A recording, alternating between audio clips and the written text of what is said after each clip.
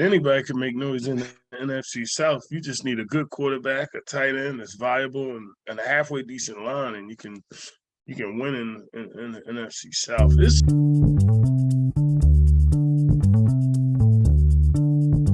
Greetings and salutations, and welcome to the Odd Coaches Podcast. I am your host, Dr. Keith Adams. With me today is my tag team partner. He is the superstar Bill Dundee to my Jerry Lawler in Mid-South Wrestling, because I watched the A&E documentary on Jerry Lawler. That's King Lawler to you. Jerry the King Lawler is one of the reasons why I want to visit Memphis, Tennessee, and longtime friends of Dr. Keith Adams knows that, I'm a big Jerry Lawler mark. So the icon, the showstopper, the main event, and the reason why we are here, Coach Mike Francis. And Coach, how are you on this Top Shelf Tuesday edition, sir? I'm doing well. I'm doing well. Thank you. All right. So we've got some off-season team moves we're going to talk about. We're going to talk about in segment 2, off-season NFL rule changes. This is when they sneak stuff by you. Later on in the year, when you're actually watching the game and you're like, that's a flag. And no, they changed that in the offseason. We want to put this on the front of the stove, so to speak. And then we're going to close the show, special segment, off-field ownership of NFL players. So we'll talk about that. But first, Mike, the Carolina Panthers are trying to do something. So Carolina traded for the number 1 pick. They're in the NFC South with New Orleans, Tampa Bay, don't own, and the Atlanta Falcons. They're trying to win. So the Panthers agreed to a deal with former Detroit Lions wideout DJ Chark, and they got him on a 1-year deal, and they got the number 1 pick. They're looking at C.J. Stroud. They're looking at Bryce Young. They're adding wide receivers. They added a running back, Miles Sanders. They added a tight end, Hayden Hurst. What do you think about the moves they're making? Can Carolina actually make some noise in the NFC South and jump into the playoff hunt? What do you think? Well, anybody can make noise in the NFC South. You just need a good quarterback, a tight end that's viable, and a halfway decent line, and you can win in the NFC South. It's physical as the AFC. That AFC East is kind of physical football, that black and blue they call it, with Steelers and Ravens. But and I think the NFC South is a little more physical as well. And I think that they can, with these moves they're making. They're trying, man. I see what it's looking, man. Quality, yes. You just got to get a quarterback now. If you get a young quarterback and build your line. I'm in agreement with Joey Taylor. I think they think about quarterback and skills, but I think quarterback and line, you got to keep him standing up and make sure he's healthy throughout the building process of your offense. And it should be quarterback, left tackle if he's right-handed, or quarterback, right tackle if he's left-handed. You got to protect the backside, and then center and work your way out. Okay.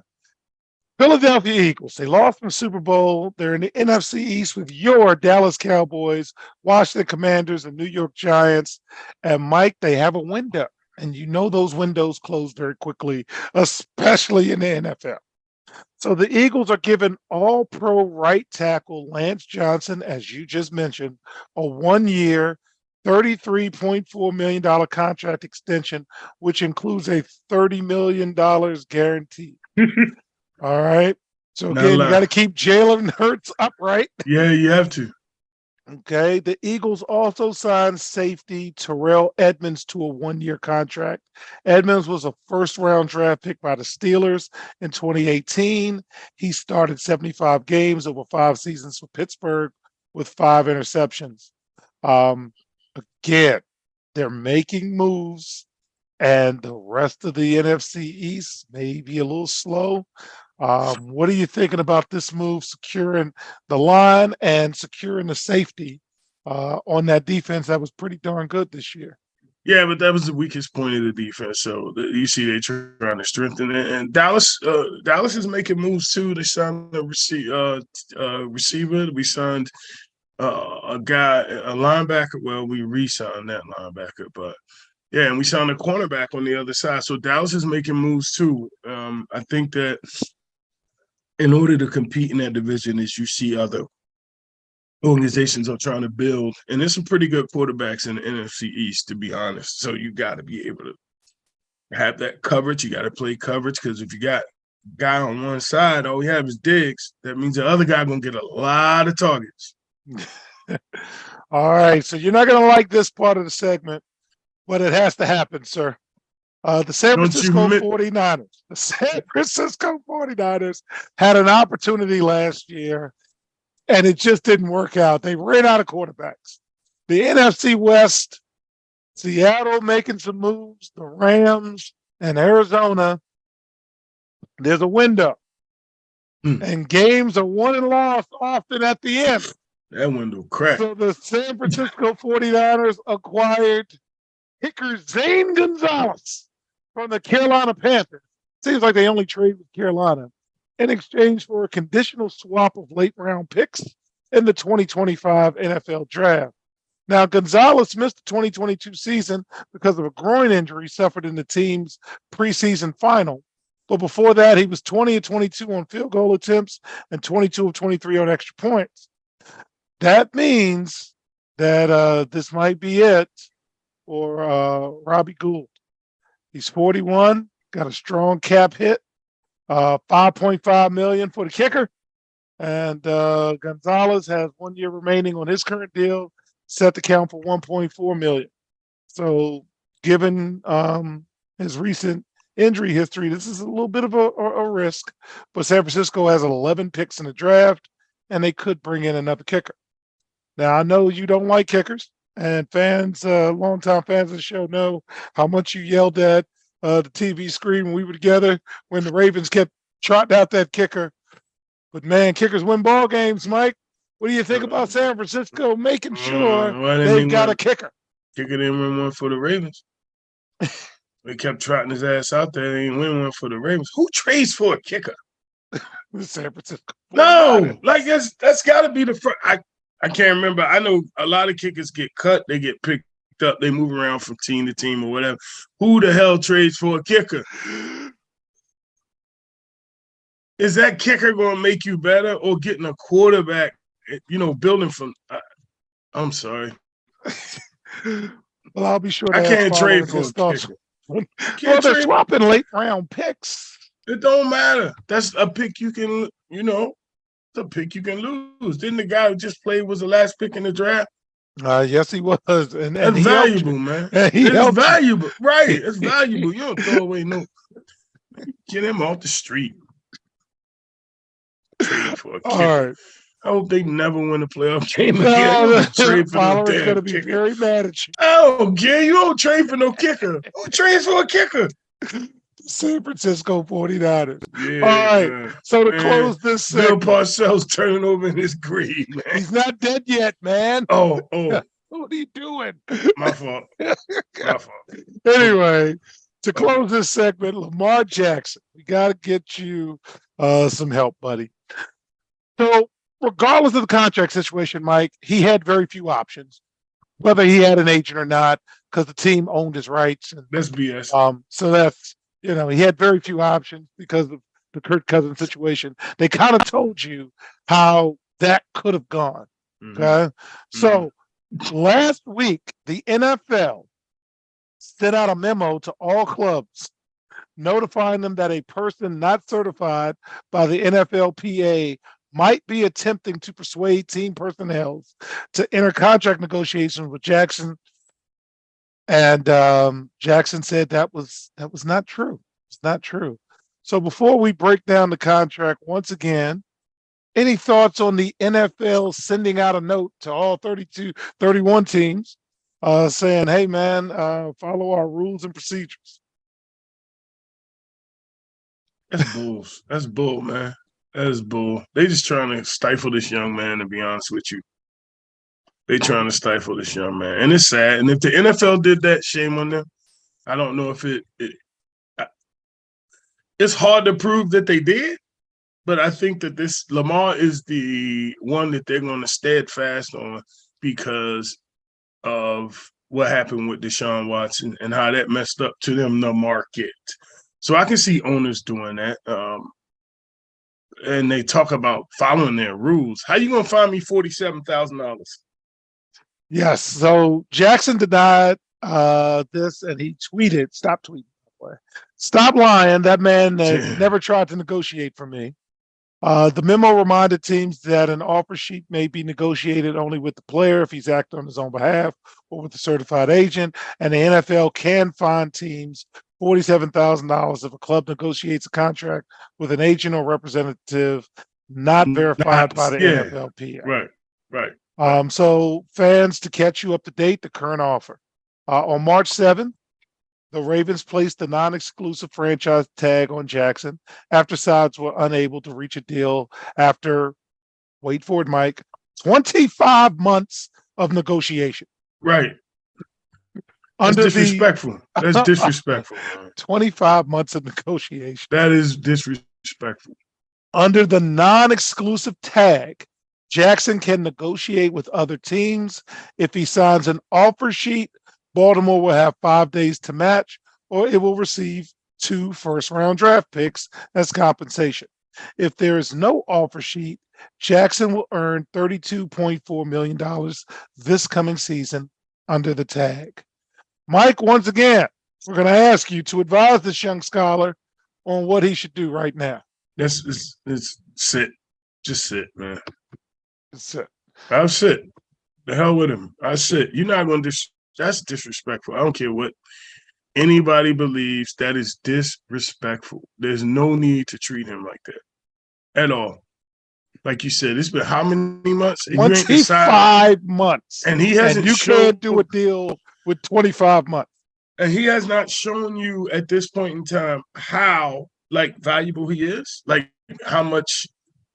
Like I don't get it. I don't get it. He ain't showing you that. He has not shown you how valuable he is to your team. He has increased his pass and completion percentage every year. The things that they stay away from are the stats.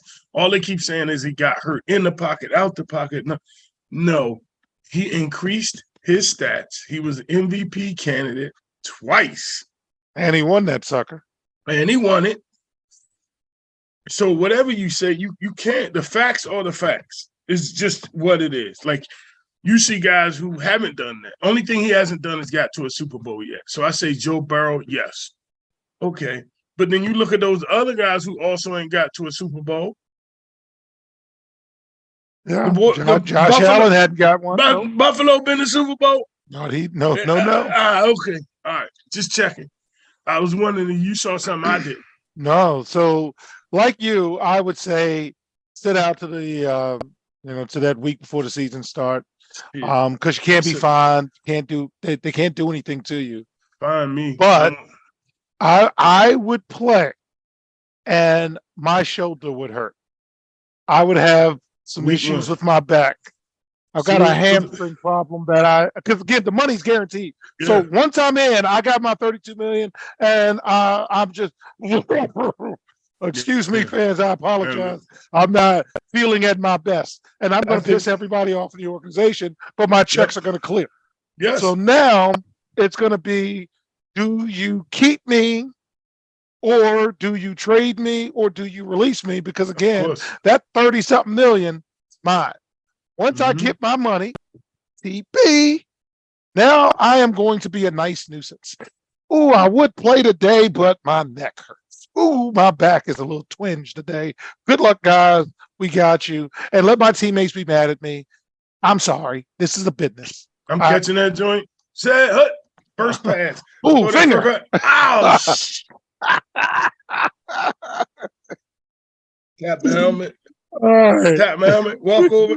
But then I'm looking like AB.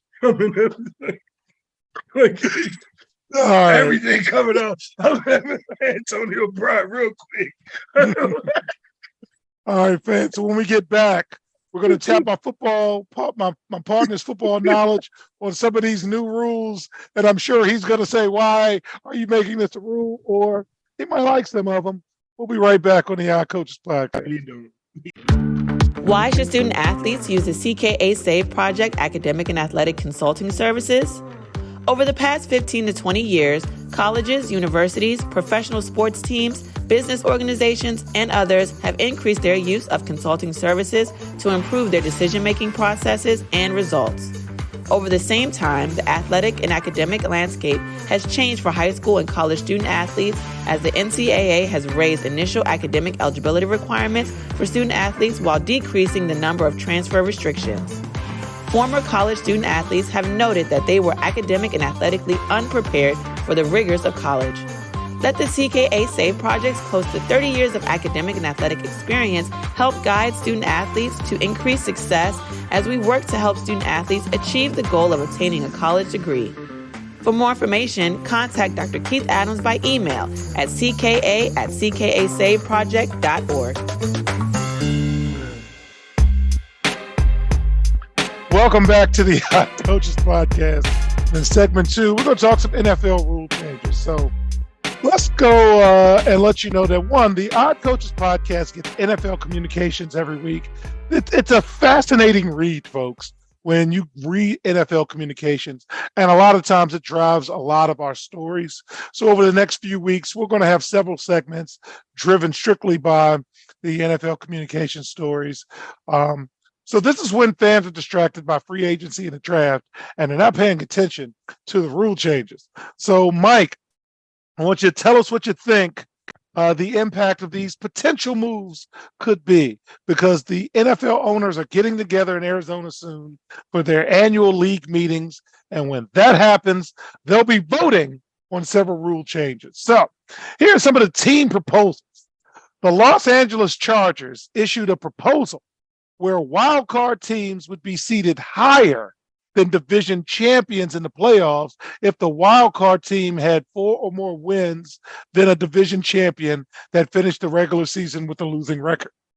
Sounds a little salty, but what do you think about that potential rule change? Why? Because they had to travel on the road. And remember, Tampa Bay was a losing team, and Dallas had to travel. Dallas should win more games. That's the point of winning your division. Well, no. But they won more than Tampa Bay. We adding participating trophies in the NFL now. Okay. Come on, man. Okay, we're going to move on. Stop. The Philadelphia Eagles proposed a change that will allow the use of the number 0 to be put in circulation. The proposal also calls for kickers and punters to be permitted to wear any jersey number from 0 to 49 and 90 to 99. Flexibility in assigning jersey numbers is the reason for this proposal. What say you, sir? I mean, you return numbers so much, and it doesn't matter. It's the damn kicker. Who cares? You only got to wear a number. Just put kicker on the back. Everybody know who the hell it is. Okay. Come on, man. Everybody know who it is. Just put kicker on the back. Okay. Philadelphia all of 12 seconds. Okay. Philadelphia also proposed an amendment that will give teams a chance to keep possession after a score if they convert a 4th and 20 from their own 20-yard line. The Eagles made the proposal in order to create competitive equity and increase fan engagement. What do you think about some of the XFL type rules coming into? That's what I'm saying. What are you competing against the XFL now? You got the number 1 game in the country, and now you wanted what? Lion don't worry about the opinion of sheep. What are we doing here? Why are we trying to be like a league that can't compete with us? The Rock got you scared or something? And furthermore, this is second straight one with the Philadelphia Eagles. What the hell's wrong with them? They go to 1 Super Bowl and now what's going on with all these rules? All right. The Detroit Lions issued 3 proposals, including an amendment that will allow teams more challenge opportunities. Do we need more challenge opportunities? Yes, I do believe that. I'm in agreement with that because these referees is horrible. Need it. We need that. You need to give them at least 1 per half, 1 more per half, because there are some very, very dicey situations where they were scared to lose a timeout. Like you should. You should have one freebie and then the rest go to your timeout. We all get mulligans, right? Okay. The Los Angeles Rams called for an amendment that will allow a roughing the passer penalty to be subject to replay. Yes, 100%. Some of this BS that they call, man. So what's the difference between hitting the quarterback and hitting the receiver? Probably about $30 million. Yeah, but whose fault is that? Who made the market? Who made the market to make quarterbacks more expensive or cost more? Who did that? That's their problem. Yep. So you should have to take the risk, and then you do what you do to someone like Lamar, but then you want to protect him on the other end.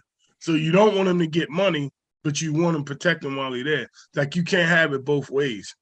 Now, I believe you can protect him, but these rules are silly. The way they're doing now with quarterbacks is not putting your weight on the quarterback. If I fall, my weight, if it's a pillow, my weight going to go on the pillow. It's that simple. All right. The only proposal that had anything to do with on-field play was submitted by the New York Jets, who proposed to expand the crackback prohibition to players who go in motion beyond the center to block a player below the waist. Yes. This is referred to as a split blow block. Yeah, I like Mike, explain that, please. So what happens if you got a guy that goes if I got a slot guy that comes this way, or I flex, my tight end now is coming across, and now my tight end, once he crosses the formation, is going to go inside and chip a linebacker, or he's going to get to that defensive end who's probably the best athlete on the field, that edge rusher, and he might, try to cut him to get him on the ground. Because that's what you hear coaches say, get him on the ground.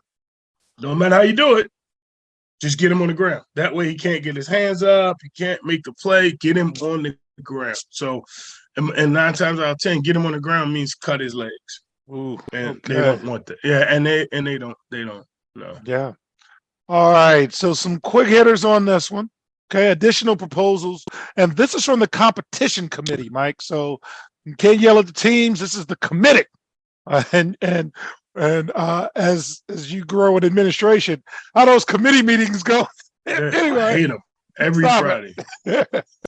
Touchbacks on punts could mean 5 extra yards for the receiving team.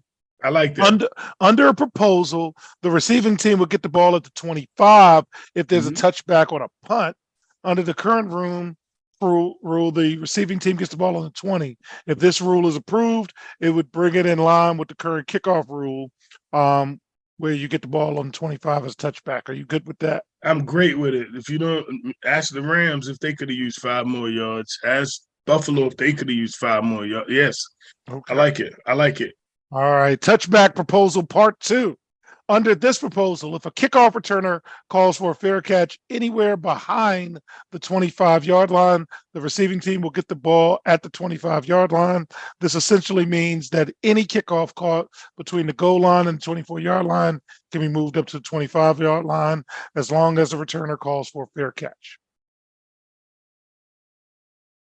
Not even sure the rationale behind this one. Less contact, less hits. Less contact, less hits. But so now you're taking the skill out. Them people just traded for a kicker, and now you're going to take him out the game? Because if my kicker can pin it inside the 5 or inside the 10, but we fair catch it, and you tell me now you get it on 25. Yeah, 25. I don't need a punter no more. Okay. All right. So next, tripping would become a personal foul. Mm-hmm. Under the current rule, a team called for tripping is penalized 10 yards, and if the penalty is committed by the defense, then the offense gets an automatic first down. Under the new proposal, tripping would be a 15-yard penalty, and the offense would still get an automatic first down if the defense commits the penalty. What do you think? I'm with it. Yeah, I like it. But I think we got other issues to worry about than tripping. Come on.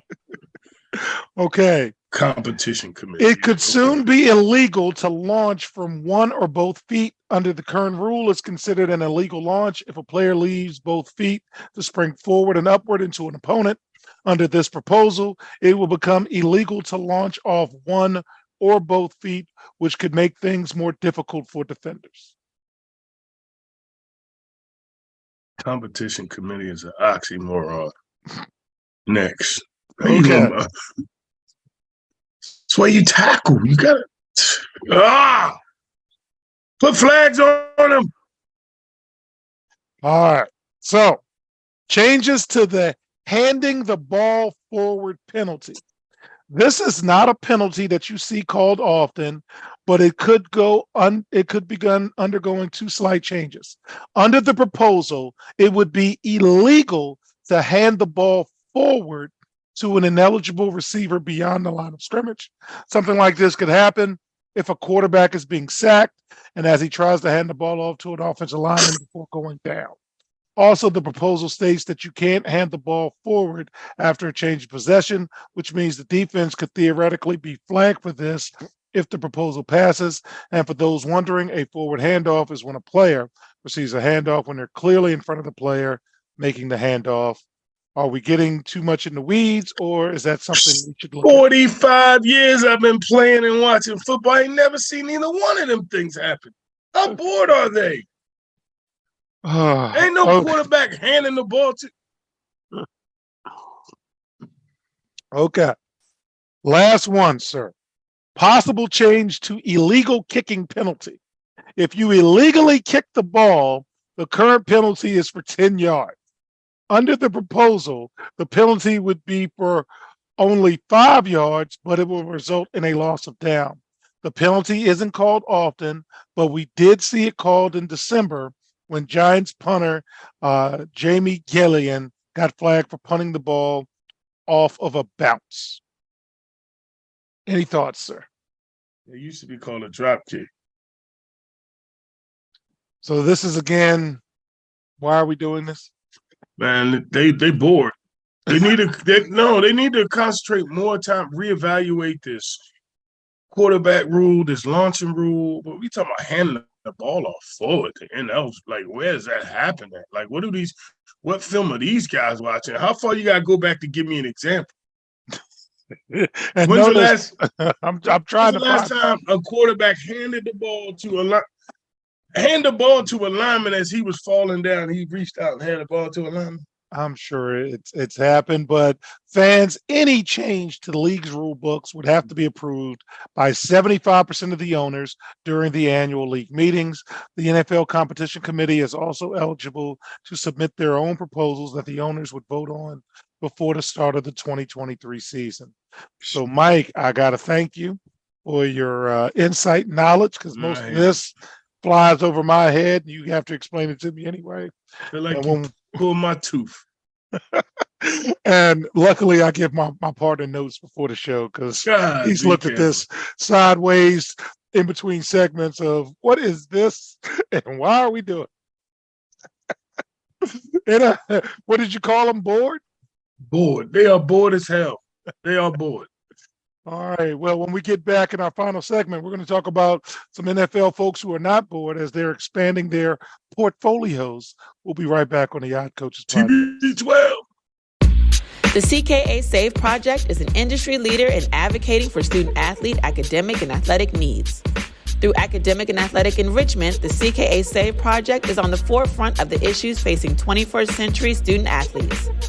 As student-athletes continue to struggle to find a better balance between academic and athletic success, the CKA SAVE Project offers academic and athletic services to support student-athlete academic success, including academic skills assessment, academic and athletic consulting, academic monitoring, academic and athletic workshops. For more information or to schedule a free consultation, contact Dr. Keith Adams by email at cka@ckasaveproject.org. Welcome back to the Yacht Coaches Podcast as we reminisce about the New Orleans Saints, I believe, getting roughed off in that non-call on the pass interference. They didn't bring that up. But anyway, in segment 3, we've got some NFL players and some NFL teams expanding their portfolio. And we're going to start off with Tom Brady now becoming a part owner in the WNBA. The Las Vegas Aces. I love Vegas, man. And if I ever do like a 1 or 2 year stint after I retire from Montgomery County Public Schools, do not be surprised to see me in Henderson, Nevada. But anyway, the Las Vegas Aces, the reigning WNBA champions, have added to their championship credentials because 7-time Super Bowl champion Tom Brady acquired a minority stake in the team, whose majority owner is Las Vegas Raiders owner Mark Davis. Tom Brady is a legitimate fan of women's athletics. He has been. He attends games. He's got children, all of that. And I'm kind of excited about this because maybe he can help them not fly commercial. Any thoughts on Tom Brady coming into the if anything else, his buy-in should allow them to fly private, if anything else. And I'm glad to see it. And not only that, just him being a part of it is going to raise the value of the team. Number one, you're going to bring in corporate dollars because everybody wants to be in the Tom Brady business. Yes. So if the owners allow him to get out and speak and seek, I can see Tom Brady right now with some airline company doing commercials for the whole league to be able to fly private. I can see that.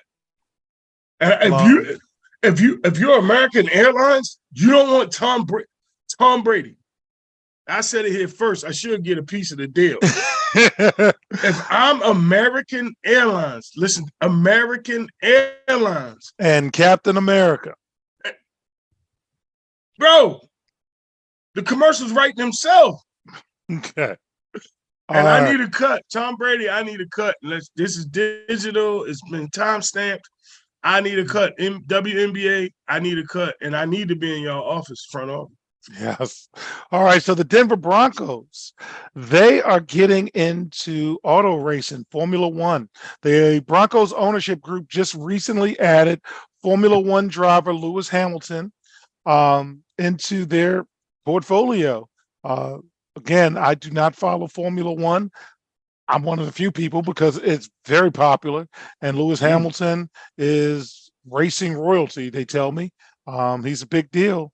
So maybe the Broncos need some extra money to pay that ridiculous contract for Russell Wilson.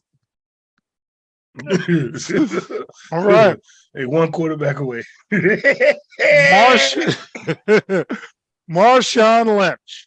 Marshawn Lynch spent 13 seasons in Seattle. I still can't believe he played 13 seasons. Yeah. But his new sports venture in the state of Washington is on ice. He is a part owner of the Seattle Kraken.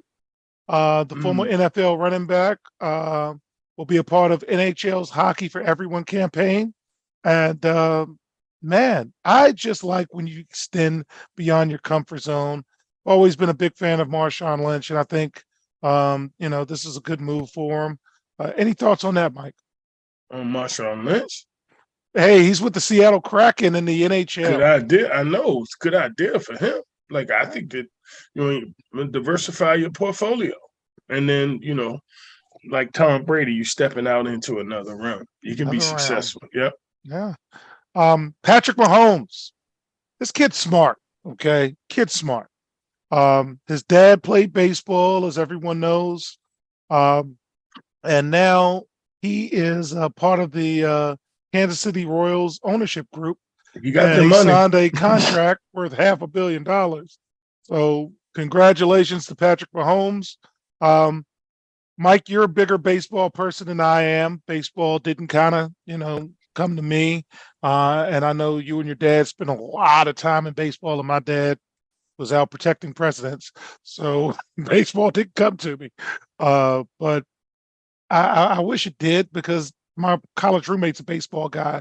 And, I hope Patrick does something to increase just some love in the inner cities for baseball because there's a generation that they're losing. Any thoughts on that, Patrick Mahomes and Kansas City Royals? Two things. A popular thing, yes, I am glad that he's stepping into that, and I'm glad that he's becoming a part of it. But this is selfish for the Kansas City Royals. Just saying, it is selfish because they wouldn't do it if he was dark skinned. I just have to say it. I'm being honest. I'm going to run to Russell Wilson. What do Russell Wilson? It wouldn't. They wouldn't. They and wouldn't. Macklemore have in common? They're all a part of the Seattle Sounders ownership group. Wilson, along with his wife, Sierra, my wife's a big Sierra fan, purchased a stake in a team, and they won an MLS Cup. And now Griffey Jr. and his family have joined in. Mike, Seattle Sounders, soccer. What would you like to own if you had that type of disposable income? What would you jump into? The NBA. Yes. I'd like to jump into the NBA. I'd jump in the NBA. I'd like to jump into the NFL and NBA. No, I don't want to be in the NFL. I don't. Oh man, they're printing money, Mike. Yeah, but that's money. Yeah, but it's too much. That's too. I mean, NFL is less progressive than the NBA when it comes to people look like you and I. So I don't think I could last long with people who think like that, even as business partners. I would have to, anything I'm doing, I like to know I'm making a difference and I'm helping. And I don't see that happening in the NBA as much. I mean, the NFL as much as it is in the NBA. Man, you hit me in the heart with that. Man, I hate that. I hate that you did that. You hit me in the heart because every day we're trying to make a difference. Yes. And we work in education, and oftentimes, and this is a national thing, this is not local to Mike and I, but there are people in the way of success in education, barriers to success, whether it's the ability to take higher level classes, whether it's how you discipline students who look like Mike and myself, suspension rates, so man, I'm talking money and you hit me right in the heart. It's like, we got to make a difference. And I'm like, yes. All right. At the end of the day, it's not a lot to look like you and I. We have to be there to support the kids that do, and the families and the communities, and and make sure we're over everything else. And it does cost Mike and I money because both of us went back to middle school intentionally because we both independently of each other saw that there was a greater need for the type of services and skills we expertly apply. And we'll miss some opportunities, but every day, man, it makes a difference. And Mike, on a side note, I was at the Game Changers Conference in Montgomery County yesterday. A wonderful event, and I salute them all. And a former student of mine, class of '99, pumped into me and said, "I got to stop you." And I remembered the student, and she had a child there, and I was with a young teacher that I'm mentoring, and for her to just stop, just to say hello, yeah, that's why I said you hit me in the heart about making a difference. And so although we may not have the positions that we think we should have and the different things, now we do great work every day, Mike, and that's why I just said, darn. I'm thinking money just a second, and you're like, that's never what we do. We just do the work, and we hope that we're rewarded somehow. We do the work, and everybody else get the credit for it. And everybody else get the credit. That's what it is. So speaking of giving credit, finally, Jerry Green, a Detroit sports writer who covered 56 consecutive Super Bowls, passed away last week at the age of 94. He retired as a columnist for the Detroit News in 2004, but they did business the right way, Mike. He continued to attend Super Bowls for the newspaper up until this year. His streak began with the Green Bay Packers' 35-10 victory over Kansas City in the first Super Bowl.